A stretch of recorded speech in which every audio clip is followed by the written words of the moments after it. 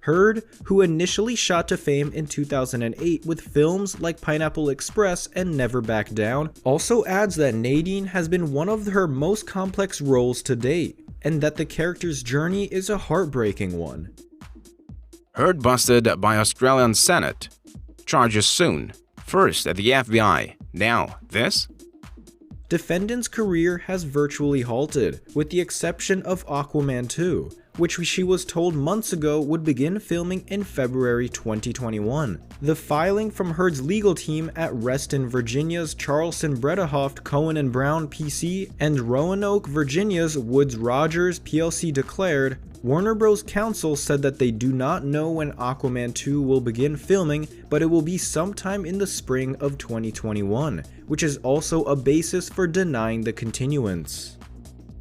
A schoolteacher during the time of the flu outbreak in the novel, Nadine's fascinating journey follows her mission to meet a man who frequents her dreams often in a sexually charged manner, who is later revealed to be the terrifying Randall Flagg himself.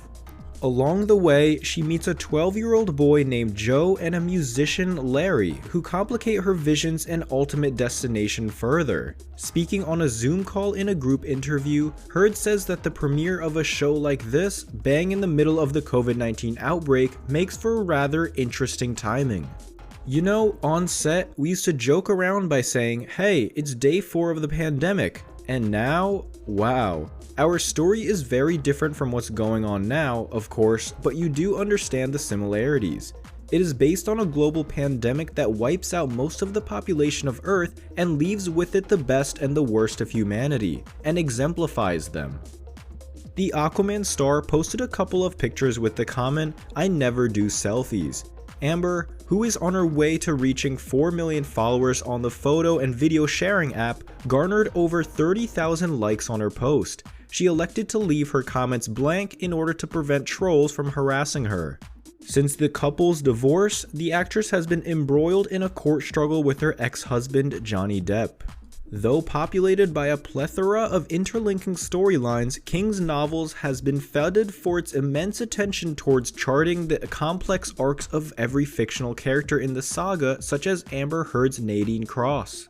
However, the 34-year-old is a picture of calm as she sits down to talk to us about the now. Her part in the latest adaptation of Stephen King's 1978 pandemic thriller, The Stand. The miniseries, developed by Josh Boone, follows the remnant of survivors in a post-apocalyptic world wrecked by a pandemic, who are locked in a struggle between good and evil, either siding with Mother Abigail, Whoopi Goldberg, or Randall Flagg, the Dark Man. One of the key themes on the show is that beyond redemption, everyone has a choice to make always. With Nadine, part of the real tragedy is that her choices are so much more difficult. She has been raised from an early age to follow a certain path, and she has executed that mission. An important point in the arcs of our characters is rarely where they are met with temptation. That's what makes Nadine's path heartbreaking, which is that she ultimately does have the choice, and it's whether she will take it or not. That would justify whether or not she's redeemed. So, like her on-screen avatar, does Heard believe in visions or magic at times? For me personally, I don't believe in anything for which I do not have proof in or the ability to understand. But I think it is important to remember that Nadine lives in a world that, as Stephen King brilliantly has been able to create, is both hyper-real but also surreal. She has communications with a person who isn't physically in the room, but maintains a lifelong relationship with him. And in an ultimate battle for the best survival of our species, the show details how we don't just survive, but how we thrive and come together to do so, she explains. Both Nadine and Mara are totally different. What I seem to be really good at is getting an audience to believe in the villainous woman character. Actually, in Aquaman, it was a bit of a departure for me to play someone who's not using her womanly ways to bring evil to the world. But Nadine, on the other hand, is a character coming with a lot of psychological baggage. There's a lot of preparation for, frankly, how people behave when they have been groomed.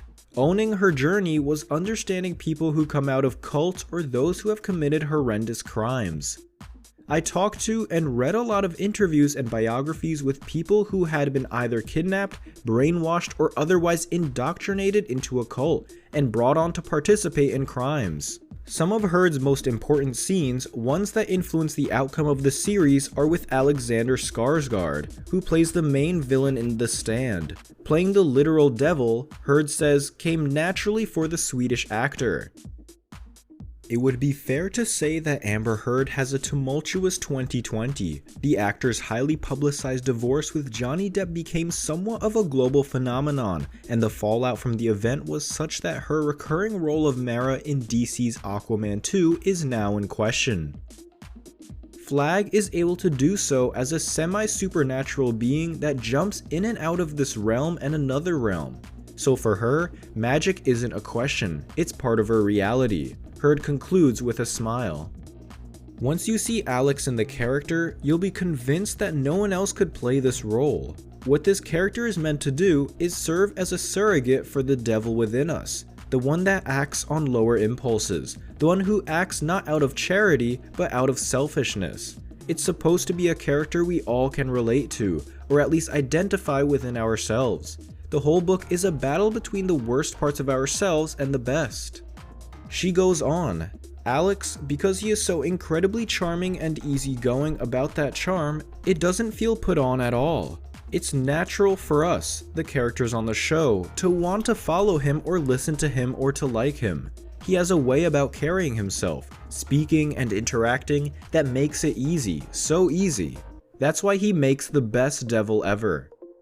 Answering a question on Nadine being a seducer in The Stand, Heard says, thank you to King and his genius for creating characters with real backstories that are complex, and making them interesting and nuanced. During the course of the show, I've tried to do Nadine justice and bring out her humanity. A seducer can also be vulnerable, right? The seduction and vulnerability are not mutually exclusive. I don't feel as a woman I have to apologize for one in order to justify the other, or vice versa. I think Nadine is no more of a seducer than she is a survivor. She's using the tools that she has to survive in a world that's treated her a certain way. The actor is currently also in preparation for her most popular role, that of Queen Mara from the Aquaman franchise. How does she move on from a dark fantasy series to a superhero film?